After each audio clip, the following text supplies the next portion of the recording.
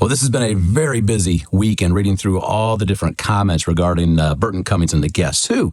But two of the most common questions that I have been asked is, one, Dean, who's Burton Cummings and why should I care about this? And the who's Burton Cummings is part of the problem here. I think Burton is hurt that within the U.S. market, his individual brand recognition is not as high as probably should be well-deserved in terms of his voice and his contribution to rock. So, yeah, I think that probably bothers him a lot, and it's probably feeding part of the decision behind this. I don't think that justifies the decision, but Burton Cummings was the voice and the songwriter behind a lot of the Guess Who's classic hits. The reason you should care is it sets a really dangerous precedent. Now, you might say, well, if he wrote the songs and he's the voice, then yeah, he should probably be able to do this. But what would happen, or how would you feel if Neil Schon of Journey decided that he didn't want to risk the possibility of Steve Perry going out and singing Journey's classic hits without him? So he pulled his licenses from the performing rights organizations so that now venues cannot book Steve because Neil's not going to give them the license to sing songs like Lights, Any Way You Want It, and many others. Now you may say, well, that doesn't seem right because Steve's a co-writer on those songs. Exactly. And one of the things that we've seen here is when Burton pulled the license, he also pulled the license or impacted the license for songs where he's not the sole writing credit. He shares writing credits with other people like An American Woman, where he shares writing credits with the whole band.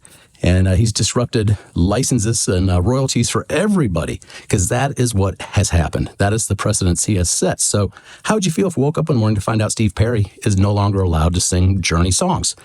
I think he'd probably not like that. I think a lot of people would be pretty upset about that. So it's a really dangerous precedent. Now, the second question that I've been asked is, why are people so upset?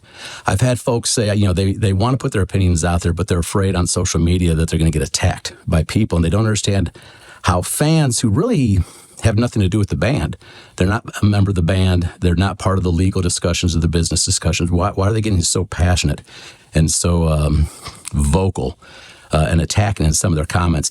And this is the part that's been interesting because as I read the comments, it really made me start to think about what does it mean to be a fan of music? What does it mean to be a fan of a band?